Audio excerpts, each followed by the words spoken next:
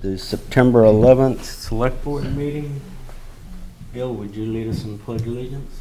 I pledge allegiance to the flag of the United States of America and to the republic for which it stands, one nation, under God, indivisible, with liberty and justice for all.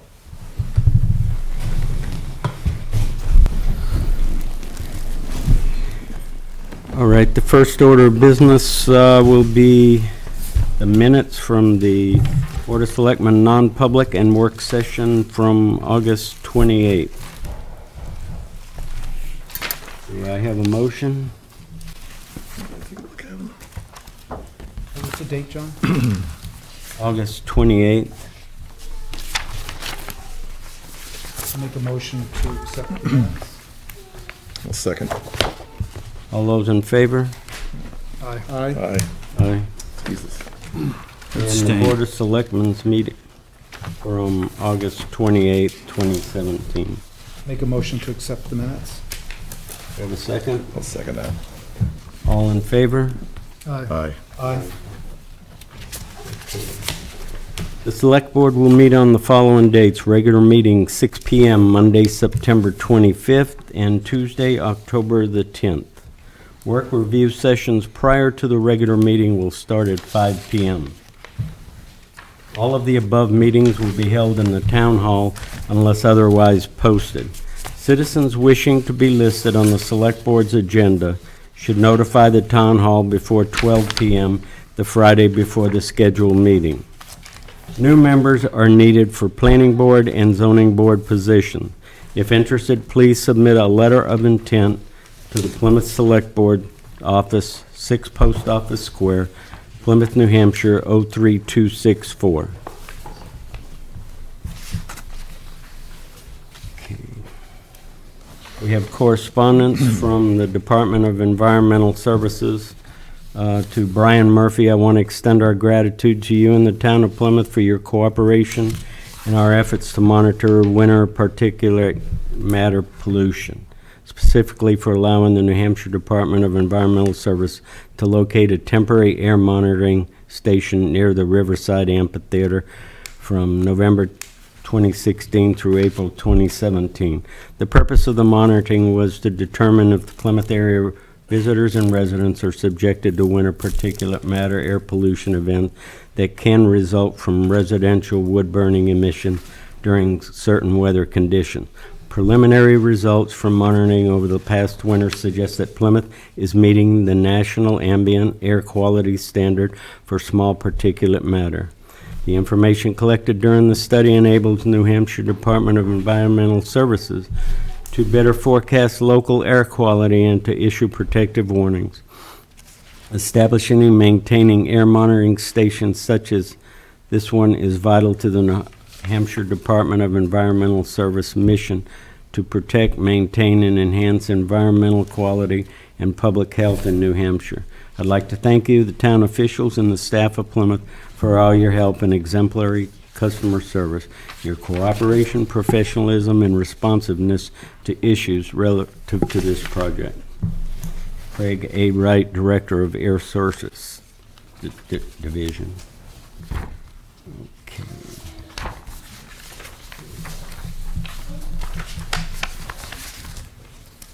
All right, appointments. We have a letter from Bridget Powers to the Plymouth Town of Selectmen. I am writing to express my interest in a seat on the Planning Board. Sincerely, Bridget Powers. Mr. Chair, I move that we appoint Bridget Powers to the Select Board ASAP. To the Planning Board. Oh, school, what did I say? Select. Please stepping down, please. You're not going to tell us. No, it's a surprise. The Planning Board. I second it. We have a second. Okay, all those in favor? Aye. Aye. Aye. Aye. I want to thank Bridget for coming forward, and if there are other members of the community that would like to serve, please step forward and send a letter. Yeah.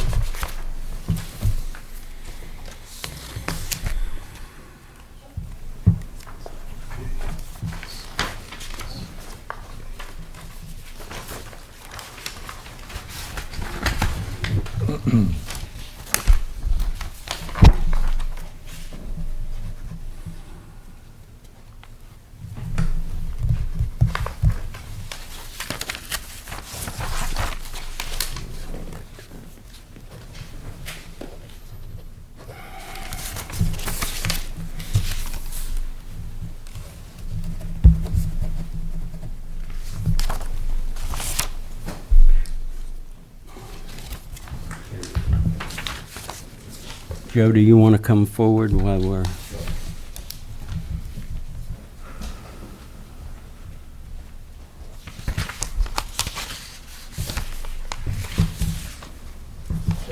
Purchase order for paving on Langdon Street, which intersects Merrill. The college is getting ready to do their paving on Merrill Street, which is part of that, the new building they're doing. So we're trying to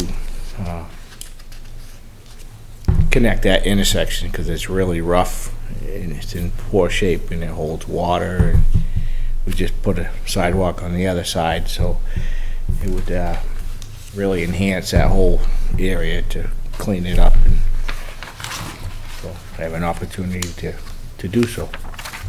All right. Have any discussion from the board? We have a motion. I move that we contract with Andrews Construction for $8,800 to perform the work on Langdon Street. Second. All those in favor? Aye. Aye. Aye. Okay. Thank you, gentlemen. All right, thank Thank you. you.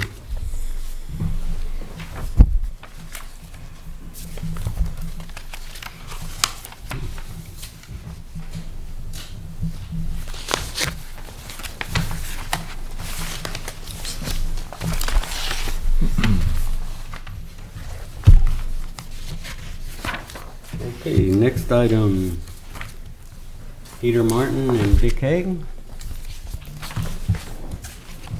Come on down.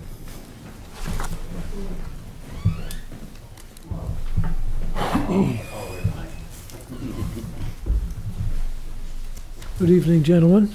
Good evening. Well, as we all know, we're facing Send it back. a tough deal with the Northern Pass situation. And we've been doing a lot of thinking about this, and hopefully we have some good suggestions for the board. Why we suggest a rights-based ordinance. The rights-based ordinance may help protect the town from non-sustainable corporate energy projects.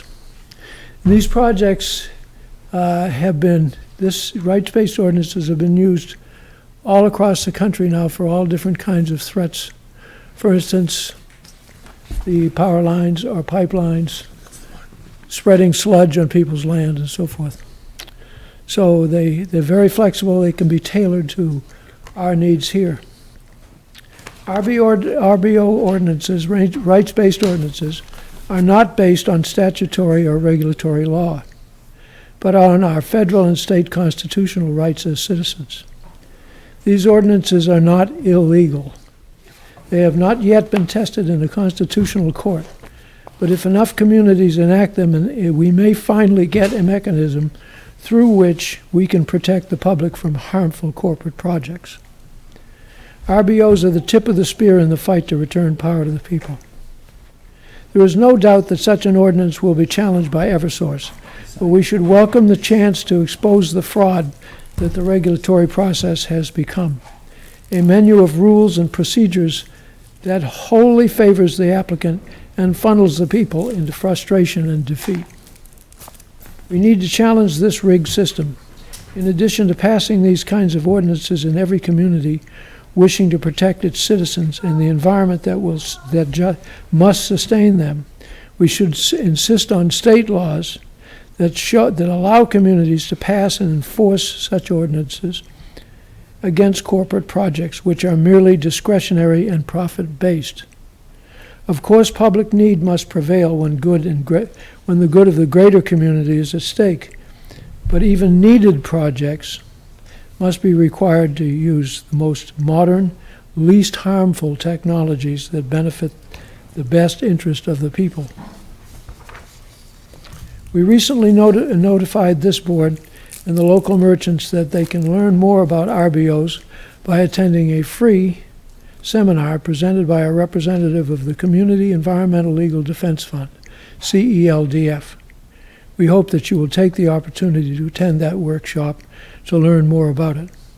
You may learn about the details of RBOs at celdf.org. And I hope that you will join us in this because I think this has potential to be a very great assistance to us. I have a copy of this for everybody.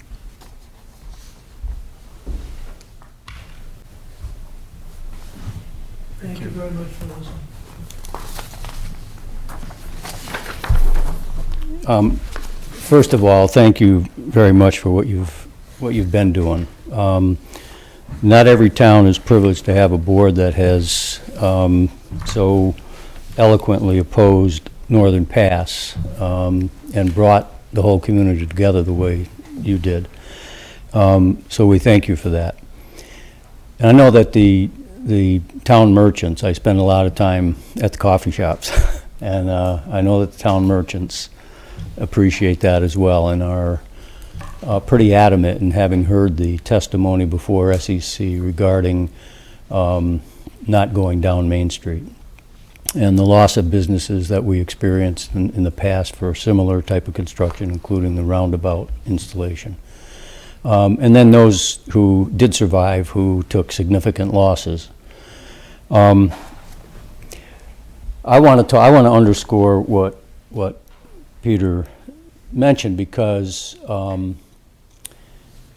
there's no time for us to not act very, very boldly. Regardless of what we think about a rights-based ordinance and whether we feel it has the potential for blocking Northern Pass from tearing up our Main Street, we don't have a choice but to do everything we can, everything in our power, to make it as difficult as possible for an organization that is seeking the buck, the profit, at no benefit to this community or to any of the communities along the route of proposed burial or overhead. So I underscore that, and I really hope that we can do the best job we can as citizens to support you in your effort to do everything we can to oppose Northern Pass. I want to talk about another opportunity. As you know, SEC is going to be here on October 3rd. They probably will show up pretty close to 8:45 in the morning on the 3rd. It's a work day. 9 o'clock, roughly in that time frame. And they'll be here for 45 minutes, they say. They have confirmed that it will be on the 3rd. This is a golden opportunity, and what we're planning is a significant press conference with hundreds of people. And the wisdom from legislators in the area who almost, to my knowledge, our local legislators unanimously oppose Northern Pass. I believe that's an accurate statement. And they are saying we can't have a small showing. They're saying that we have got to have a very significant event, and that event needs to include the presence of the board, all of the town agency heads, local business owners, local citizens, and so on. We also think it would be a wonderful opportunity for the board, because there are strength in numbers, to use this opportunity to invite your counterparts from other towns to come and participate and even comment. There's going to be a press release a press conference immediately following the visit. Is it accurate to say that Senator Gaida is going to speak? He's committed. Suzanne Smith has committed to it. We're looking to you for whatever the process is to secure the town common to schedule a time. I would also go back to reinforce what I was suggesting about the board inviting other boards to participate. When Peter was talking about the rights-based ordinance, the towns of Easton and Sugar Hill have rights-based ordinances. So there's an effort also to get all of the towns to follow suit, again, because of strength in numbers, and because every time Northern Pass decides they want to go down somebody's main street, they're gonna hit a barrier with every single town. And that's why it's so important that we all participate in the educational session, so we understand from CELDEF's point of view, the organization that Peter mentioned, who representative will come to speak to us and educate us, will explain what the advantages to the towns are in being able to manage our own affairs and not having an intruder come in and make a mess of our community. So those are the two things we're looking to do everything we can to assist you, because we know the town is behind you, and the town opposes Northern Pass tearing up Main Street. So whatever we can do and whatever we can do together, all the better. So we look for your support, and we ask you to count on ours. Thank you very much. Thank you, Dick. Peter, appreciate it. Any discussion or any comments? Mike? So it looks like there's a few dates that they offered to have someone come and speak about the rights-based ordinance. And so I had sent an email. I sent it to all of you and a number of other people, legislators. Chief got one, fire department. I didn't have an email for road agent, if I'm even using the right title. So I'll get your email and make sure you get that as well. I had your phone number, but I must have written it down wrong because it didn't work. October 16, 19, 23, 25. Don't quote me. Look at that email. Look at the email that I sent you, and I asked each of you to reply to me to let me know what works best for you, and so we'll pick the date that works for the board. Okay. Those are the dates you're talking about. yes, Yeah. thanks. Thanks, Mike. Thank you.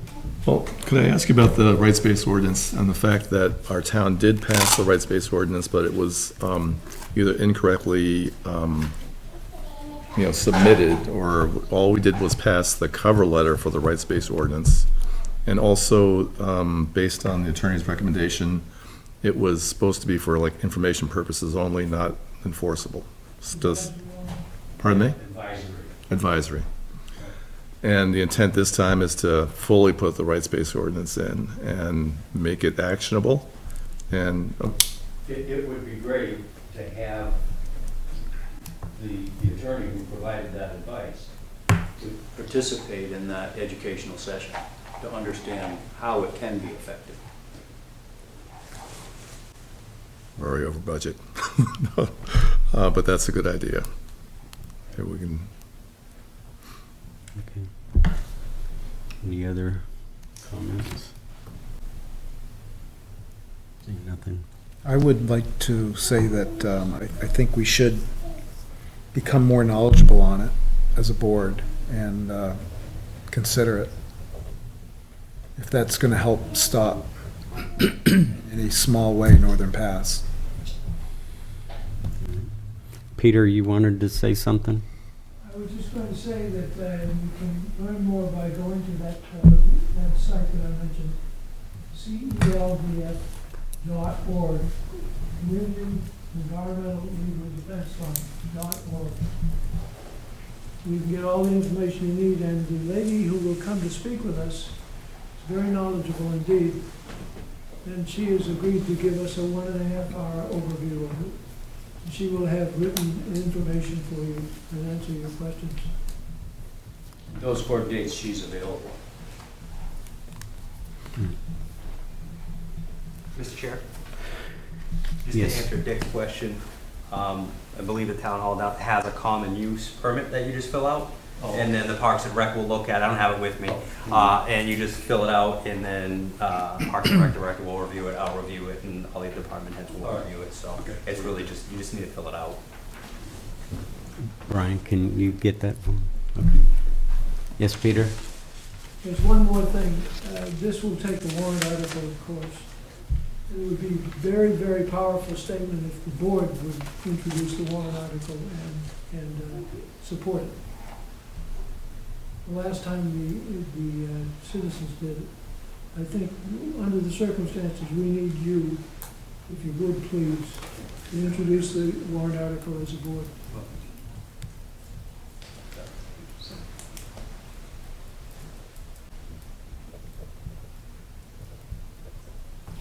Okay, thank you. Mike? And then the only other thing is, I think it would be great if the entire board could be there October 3rd for the town common event, to show solidarity against, to show the SEC the solidarity with the town of Plymouth. I agree. Can you take over, because I'm going to be out of town. On the 3rd? Yeah. Or what? Yeah, no, I intend to be there as well, and I support that. All right. So the select board will be there. I have plans and I'm going to be out of town the first week in October, so I won't be there, but okay. All right, well, thank you very much for the info, and we will get to work on that. And anything else that comes up, let us know as you have been. And One other thing, okay, Mr. Chairman, how soon do we have to give a date to set up that time if we want to? I would love responses immediately, so I can, because one of the things, her name is Michelle, one of the things she said was, the sooner the better, because she's doing these things all over the country. Well, all over our region. Yep. Okay. Well, I'll try to get mine tonight, and if I don't, I'll give you a call. All right. Any other comments? Okay. Let's see, next on the agenda, Steve?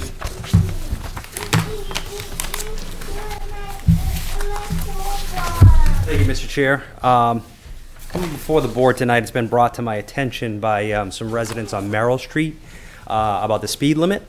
And Joe and I both tried to do some research to figure out what the limit was. I was under the assumption it was 25. One of the other residents thought it was 25, but we couldn't find anywhere in the records where a board had voted to lower it to 25. So we unfortunately had to post it to 30, and I've received a couple complaints about that, to which I told the residents, don't worry about it, I'll come before the board, see if I can fix it, and ask approval to get the speed limit lowered. And I know a couple of them would really love the speed limit to be only 20 miles an hour. Unfortunately, by state statute, we can only go as low as 25 miles an hour, and that's per RSA 265:63. So with that, and part of that statute says that we have to do a traffic investigation or traffic survey, but it says we don't have to hire anybody. I've taken it upon myself to do the traffic investigation, and I've just driven up Merrill Street at 30 miles an hour, and those circumstances are dangerous. It is very fast at 30 miles an hour based on the fact that we have a brand-new dorm. The pedestrian traffic has significantly increased in that area, and once you get past that, past the Langdon Street intersection, the road really narrows. So it would be best if the town would reduce the speed limit to 25 miles an hour. And I guess I would ask, just so we have it on record, that whole neighborhood in the area, so Merrill Street Extension, Randolph Street, Batchelder, Silver, Buckland, Ave, that entire neighborhood, the speed limit be reduced to 25 miles an hour. Okay. Any questions of the board? You're talking the whole length of Merrill Street? The whole length from Merrill Street all the way from Main Street to the high school, and then all the neighborhoods around in there as well. Okay. Do we have a motion? I move that we reduce and post the speed limit in that area of town that you just described to 25, there's a discussion, let me get the motion on, to 25 miles per hour. Okay. Do I have a second? I second that. Okay. Public had their, Yes, please. Can I go first? Yeah, go ahead. if you come up to the podium so we can, so that the,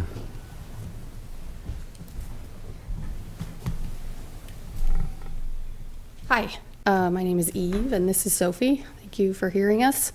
We live on Merrill Street, and we've been there about 2 years now. And I actually brought this issue to Joe's attention at the beginning of July because I was concerned about the speeding last year. And with the building of the dorm, my assumption was that the traffic would increase. And so I actually talked with Joe about putting in a speed bump or speed hump because unfortunately I have little faith in college students following speed limit signs. And also there weren't any speed limit signs between Main Street and Emerson Street. And per my drive today, there still aren't any speed limit signs between those roads. The first speed limit sign is just beyond Emerson Street. And so I have a 2-year-old, Sophie, and I am always watching her, but she's 2 and sometimes she runs out into the street. I don't know if anybody drives down Merrill Street, but now I've put up a barrier to deter her from running into the street because on a daily basis, traffic travels from Main Street to Emerson Street, in my impression, to avoid downtown. There are multiple incidences of people driving, maybe it's 30, maybe it's over 30, I don't know. I don't, have a gun to check Okay. them. So my preference would be that there be a speed bump or speed hump that is removed in the winter. My neighborhood is willing to fundraise for that if Joe doesn't have the funds for that. But considering that road leads to the high school and the elementary school, and children travel on it on a daily basis, I don't quite understand how that's not considered a school zone when on Highland Street at 2 points it's considered a school zone. So I would certainly appreciate if the speed was reduced to 25. But also consideration that it be reduced during school hours to at least protect the children. There are multiple children now in that area from speeders. okay. Thank you. Did your husband want to make a comment? Sure, I will.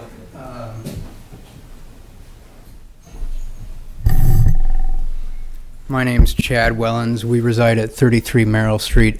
I think the couple things I'll add is number one, sort of from our perspective, the enforcement of any speed limit is sort of a critical piece of the puzzle. And I understand that police departments have limited resources and what have you. But, coming down the hill from where the new dorm is, that's sort of where I see the most speeding take place. It's not clear to me that this new dorm has resulted in any increased number of people speeding on the road. I think time will have to tell. It's only been 3 or 4 weeks since students started moving in.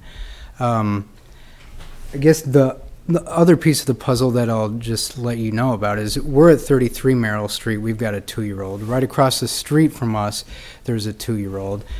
Next to them, there's about a 10-year-old boy who has friends that ride their bikes. And then sort of behind them on Langdon, there's a couple of girls that live there under 10. So sort of, as I see it spatially, we're sort of at the border, for lack of a better word, of sort of where campus ends, and then you're really into a neighborhood.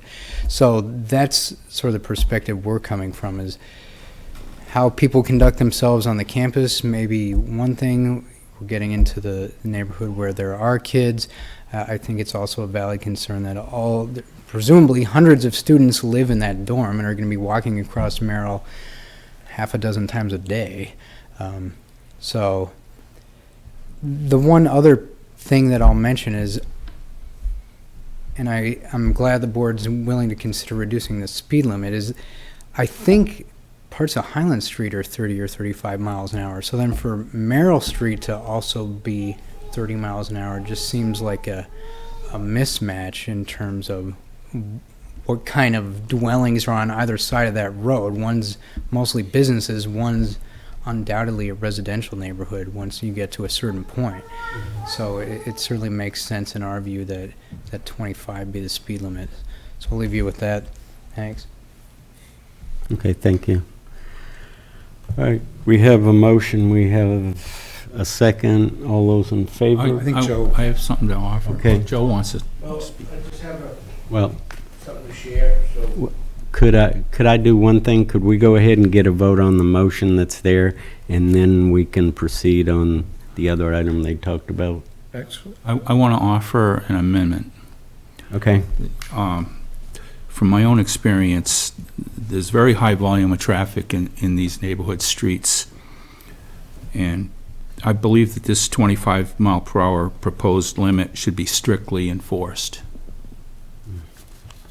I think the speed limits in the town are always enforced. If the officers see it, they're gonna stop them. And so, I mean, I think it's being, and I think that, well, it's... Well, in it's my just- mind, if they're going over 25, they should be cited.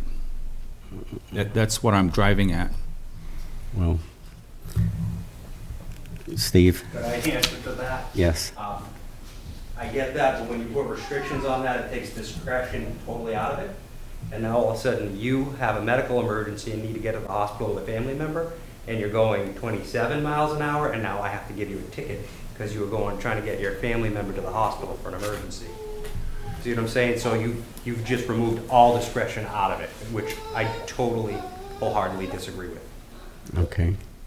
Do I have any other yeah. One thing that the couple brought up was speed bumps, which is not part of this motion, and whether or not we should make that for consideration at another time, or Joe, do you have any comment on that, or No, I'm okay with you making that the way it is right now? It just have a comment, that's. Okay, well, he made an amendment, so, I wasn't seconded.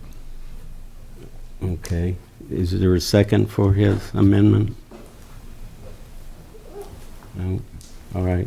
We'll go with the original motion. We have a motion and a second. All those in favor?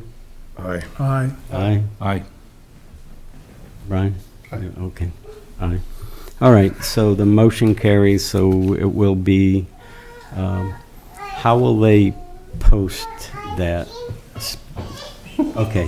That's All going right. to be with Joe. I agree Yeah, that thank there you. is no speed limit sign. You know, there is nothing from Main Street until you get past like, Emerson Street. Yeah, so there, somewhere in there, there should definitely be one.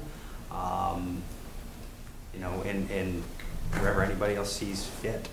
But it definitely, there's when you first turn on it, there should be one somewhere Yeah. to let you know what the speed limit is right away. Mike? Maybe rather than a speed bump, which I would have no problem with, is there a way for the neighborhood on Emerson Street to put up a sign that says, you know, young kids? Is there not necessarily a sandwich sign, but something that it looks like the town put up, maybe? No, but I mean, they do make like the little kid signs that you've seen them and stuff like that. I'd love to see something more permanent. They're leaving, you know, to let them know they're leaving the college Well, area and dorm area, and that is, not all colleges are like Plymouth. It's a separate facility and separate out in the middle of nowhere or wherever. It's a fine line between our neighborhoods and I would love it delineated for the benefit of the small children that are living in the neighborhoods. If there's something we could do, I'd love to know. Joe? So, once you have this on paper to change the speed limit signs, I will do so. I will put them up on that street in that neighborhood. But just so you know, as a rule, we don't put speed limit signs all through town for several reasons. College students, and then most people don't want a sign driven on their lawn. And so, most of the time, the only time we put them up is when there's a call or a need for it. So I appreciate you coming to us, and I have no problem putting these up, so. But that's why you don't see them as a rule until it becomes a need for it. And so, as far as the rest of that, I'd like to discuss like the speed Yeah, bumps yeah, and the rest of okay. that, maybe in a non-public session. 'Cause All right. we have some other, we can talk about it before you make a decision on that. Okay, all right. Yes, So my experience on colleges is that the speed limit is significantly lower because there are students crossing wherever they want. I'm surprised that that doesn't happen around Plymouth University. So I also am surprised that the university isn't willing to put up a speed limit sign on their property, unless it's just never been considered by them. But I would think that part of that road is Plymouth State University property. well, we can start a conversation and get with them and see. Yeah, but Merrill Street is owned by the town, the whole, Okay. all of it is The owned by the town. sidewalk and. Yes, all of it, Okay. unfortunately. Hmm. Steve, is it, somebody had told me if there is not a posted speed limit, the speed limit is considered 25, yes or no? It's 30. Yeah, 30. Well, All right, 30. it could be 30, okay. could be 35, depending Depends if on you're the in an zone. urban area or a residential area. The statute delineates what is what. It could be 35, it could be 30. But it doesn't go any lower than 30 if it's not posted. Correct. Unless, you guys can vote on it. Every road in Plymouth can be 25 miles an hour. You guys can do that. However, it takes extra steps if you want to do state roads, if you want state roads included. No, somebody had just told me because we have a similar problem. We have 4 small kids on Cooksville. It's a short street. There's a bakery and some other, down there, and we have a problem with that too. And somebody had told me if it wasn't posted, there was a 25-mile-an-hour speed zone. When I get back to the office tomorrow, I'll forward you guys the statute, and you'll see All right. how they Okay, determine what's what. all right, appreciate it. Thank you. And we will can you stay, Joe, for non-public meeting? Okay. I have another issue for non- Okay, Steve? Go ahead. No, for non-public. Oh, for non-public, Yes. okay, all right. Okay, all right, do we have any committee reports? Next chamber meeting is this Wednesday in 2 days at 8:15 at the Enterprise Center. The marketing committee is meeting shortly after. Okay, Bill? I had a Plymouth Faucet River Local Advisory Committee meeting on the 29th. And this was the second visit by Eversource to engage Perlac in a site visit. They're going to be redoing the poles on this L-176 transmission line, and it crosses the Penny and Franklin. So we went down there to take a look at what they intend to do. And we had a planning board work session on 9/7. Wasn't a quorum, but we ended up recruiting a new member, which we just confirmed today. So that was pretty productive. So if anyone has any interest in attending a planning board meeting, we're going to be meeting next on 9/21. Get your feel of how the meetings go, and if you're interested, please submit a piece of paper indicating so. All right, thank you. That's Neil?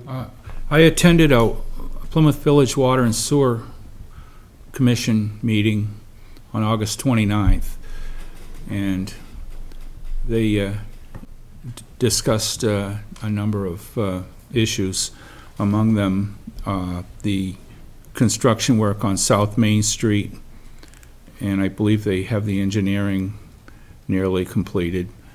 I asked them about their schedule, and they said they can't give an answer because they're waiting to find out what Northern Pass does. But when they do find out, they will notify us. And they're also planning to do engineering to replace their service lines on North Main Street, I believe all the way to the Campton line. but they haven't done any engineering yet. Okay. Brian?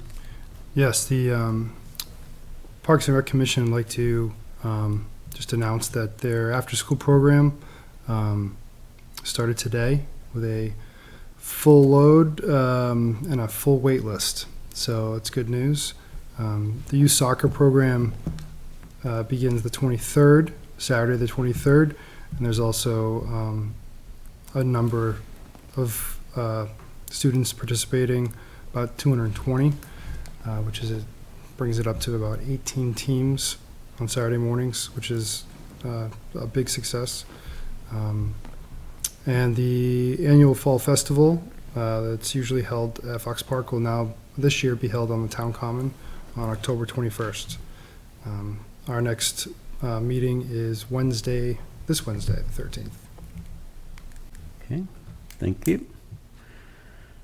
Any public comments? Okay, no public comment. Okay, we need to go into a non-public session. Do I have a motion?